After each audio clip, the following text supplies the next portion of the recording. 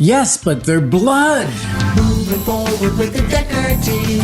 Moving forward together with the Decker team. Hello, I'm Yetta Decker. And I'm Ken Decker. And we're excited to be with you on another episode of Life's Inside Track, where we get to share techniques, thoughts, tools, and even some tips on how to just live the best life possible. There are things that we all deserve, you, I, everyone, so we can turn our house into a home where our families thrive, which is kind of what this is all about. So I just want to know one thing. What do you want to know, Yetta? Whose blood? Well, family.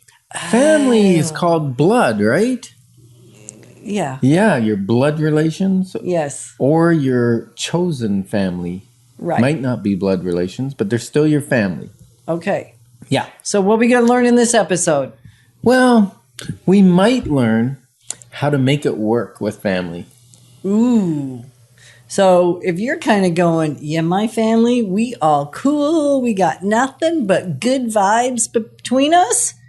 Maybe you'll just get a tip or two out of this episode. Or maybe you're thinking, Maybe they should record the show then. Yeah, come join us. You know that we're always welcome or interested in having guests on the episode. So if you think you got something to say that we're not saying that needs to be said, absolutely let us know. And we'll have a good conversation about if it would be a fun thing to do together. Would you let that happen, Ken Decker? If it was good, yep. Okay, fantastic. Because we don't want to bore our listeners. Which I'm told we do sometimes. Really? Yeah. Oh. Is that what the dead silence is about? Anyway. No, I was thinking of like a pastoral joke, you know, when someone moves from one position to a canon. Canon is a position in the church. You get that part? Yeah. Okay, I'm with you. And this person said, I became a canon, which means I'm a bigger bore. Do you get it? Bigger shell, bigger bore. You got it? That's why I didn't say the joke, because it wasn't that good. Okay, so that was clearly a dad joke, because I'm having a hard time comprehending it. Do you know how you know when it's a dad joke? Yes. I can't believe we're going to say this right now. Come on. I can't even do it. It's apparent. It is. Okay, Yes. So back to family. Some family give us, whether they're blood or whether they're by choice, they give us tons of energy, and some actually cause us a little bit of drain. Not because they're not great people, but just because they're maybe not people that we resonate as well with. We have to put maybe a little effort in. Or maybe a little they're extra effort. They're just not interested in what you're interested in, or they're okay with being calm and relaxed and really staying where they are, staying put.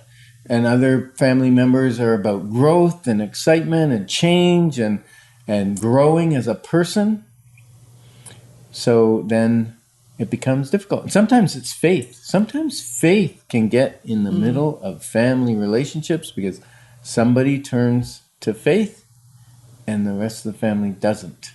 And that can be a little bit of a, what do you call that? Conundrum? Oh, a conundrum. That's a great word, Yetta. So we have come to kind of think about family as obviously relationships of love, and love that. And we love them no matter what. And sometimes we have to make a choice about maybe spending less time with certain people that are in our life. And so... Ooh. So right? What's your favorite 3 words? Well, they're not my favorite 3 words. Oh, they're good words. But they're 3 great words when it comes to reevaluating. So we're coming, if you're watching this like real time, on time when we're airing it, you're watching it just coming to the end of a year, just before we launch into a new year. So this 3-word assessment, I'm going to give it the title, works for every area of your life. And it may sound harsh to you to utilize the words in relation to relationships. And I'm going to tell you, sometimes it's necessary. So you judge for yourself. The first word is stop. What relationships really need to be stopped? Now, you can't really stop your family relationship, right, can but you? if they're non-blood, No, Well- I'm not talking about it. We're talking family. Okay. We're talking Blood. family. in We're this talking episode. blood today. Yeah, blood, family. in this- Blood. Okay. Blood. Okay, can you stop that relationship? You can stop how it affects you. You can stop how you engage with it. And I do know a lot of people that have stopped hanging out with certain family members because the behavior and their way of showing up actually destroys a lot of things.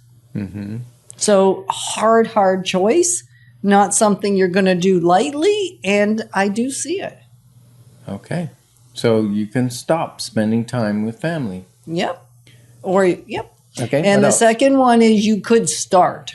And start is somebody you haven't maybe connected with. Maybe it's a cousin, maybe it's an aunt, maybe you haven't connected with your immediate family in a long time because they live out of province and it's just distance. It's not for any other reason. So you're going to choose to start to connect with somebody in family that you haven't connected with. And sometimes it's like a half brother or half sister that you didn't know about, and you find out in your 30s that you've got a brother or a sister, and you want to start that relationship. Absolutely. And then the middle one, well, it's not the middle one, but it's the middle of the road. And that is stay. They're people you want to stay in relationship with. And then you get to decide, is it equal, the same amount that you've been connecting with them? Or are they so engaging and uplifting for you that you want to have even greater time with them, even more time? Or maybe you're a little deflated, or maybe you deflate them. It could go either way. And you can feel that you deflate them. And so you want to spend less time. So the stay really has an ABC. So stay exactly like it is, same amount of time, same amount of visits, same amount of one-on-ones, same amount of group activity with that family. Or it may be let's increase, let's have even greater, or it may be let's decrease to have even less. Yeah. So John Maxwell, he says people are elevators. Yes. Yeah, I know. They either take you up or they take you down. Yeah, and some of them are stuck. Right. On the floor, between floors. Right. So, yeah, although it's a sensitive topic, this is a big deal topic when we're talking family relationships. In all cases, be kind. Like in all cases, come from a center of love. This is not a hurtful thing. This is a loving thing to sometimes for other family members to limit the time you spend with certain people or increase the time. And you know what? I just met with somebody and they said they're moving back to the country because family members have been given a relatively short amount of time to live, and they want to up the time they get to spend with their parents before they transition. And so I think that's a beautiful thing, understanding that time is limited. I remember when our kids were young and then they got to like that preteen, teenage, you're going, okay, we only got them for 5 years more. That like we got to pour into them. We got to spend more time with them. We got to go do things.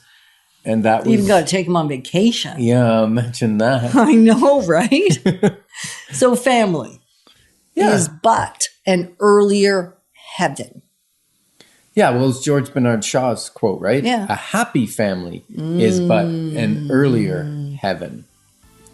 So we are grateful to be your partners on the journey of growing wealth, wisdom, and strengthening our relationships. Moving forward with the Decker team. Moving